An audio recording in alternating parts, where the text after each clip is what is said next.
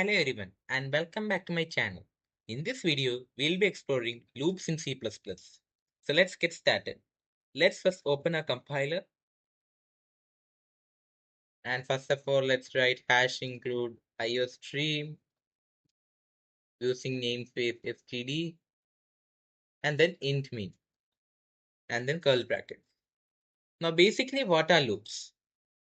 If someone tells you to create, if someone tells you to print numbers from 1 to 10, you can print like this, cout 1, cout 2, not like this in string form, like this, cout 1, cout 2, like this, and so on until 10. But what if someone tells you to print numbers from 1 to 100, or from numbers from 1 to 1000, or numbers from any range? Wouldn't that be a tedious process? Yes, it would. So what we do?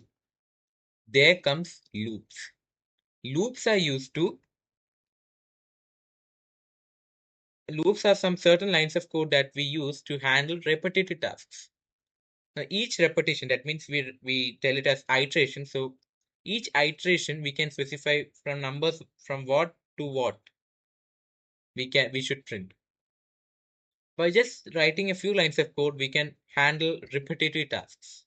Whether it's for printing numbers from one range to another range, or from printing the same text 10 times or 100 times, loops can handle all these parts. So in order to create a loop, there are primarily three types of loops in C++: for loop, while loop, and do while loop. Now, first of all, we'll explore for loop. So in order to create a for loop, I'll write for and then open parentheses. Inside parentheses, I'll create a variable.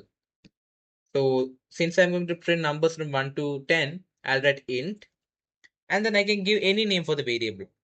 But usually people prefer to create variables starting from I inside loops.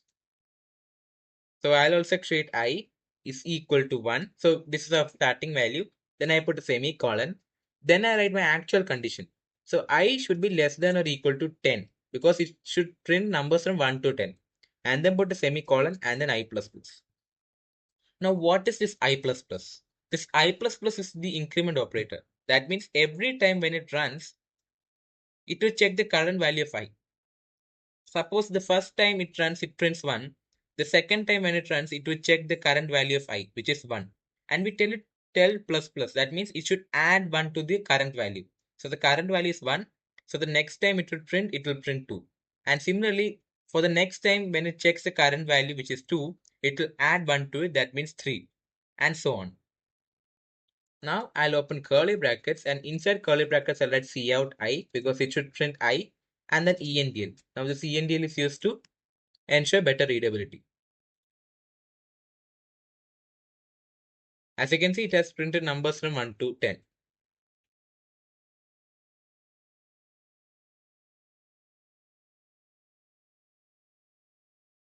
Now for loop is mainly used when we know the number of iterations.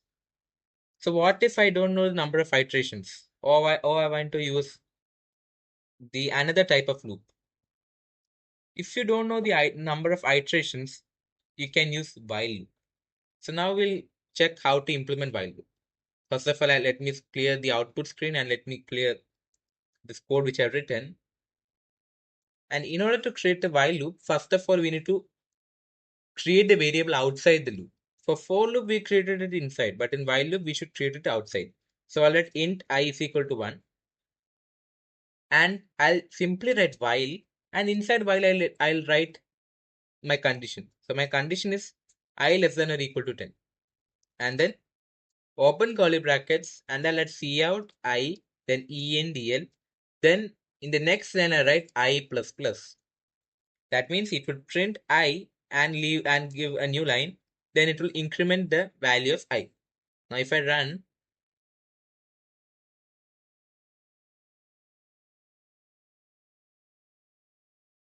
as you can see, it has printed numbers from 1 to 10. Now there's another type of loop C++, which is do while loop. Now this is the only loop where even if the condition is false, it will print at or it will do the specified action at least once. Why? As the name suggests, do while, which means first of all it will do the action, and at the end only it checks while. That means the condition. So that means even if my condition is false, since the compiler reads the do part first, it does the action and at the end only checks while. That means the condition. So if the while is false at the end, it will stop its iteration, but it will perform the action at least once. Now, in order to create a do while loop in C++, its syntax is pretty simple, pretty similar to while loop. We create the variable outside the loop, which we have already created. And here I would copy the while statement for now. And let me remove it. I have copied the while statement. Here I'll simply write do. The inner part which is already present inside curly brackets remains the same. And outside curly brackets over here, I would paste my while statement and put a semicolon. Now I have created a do while loop. Now this means I have written the action which is do, that first it should print I and leave a new line. Then it should increment the value of I. Then at the end, it should check the condition. Once it checks the condition, let me clear the output screen. And if I run the code, it will print numbers from 1 to 10. See, it prints numbers from 1 to 10. Now, if I want to print numbers from 1 to 100, I'll just update the value and run it. As you can see, it has printed numbers from 1 to 100. Now, this is how we iterate specific actions that we want to perform in C++ using loops. Now, this is the end of this video. If you've enjoyed it, don't forget to hit the subscribe button and like it. Thank you for watching.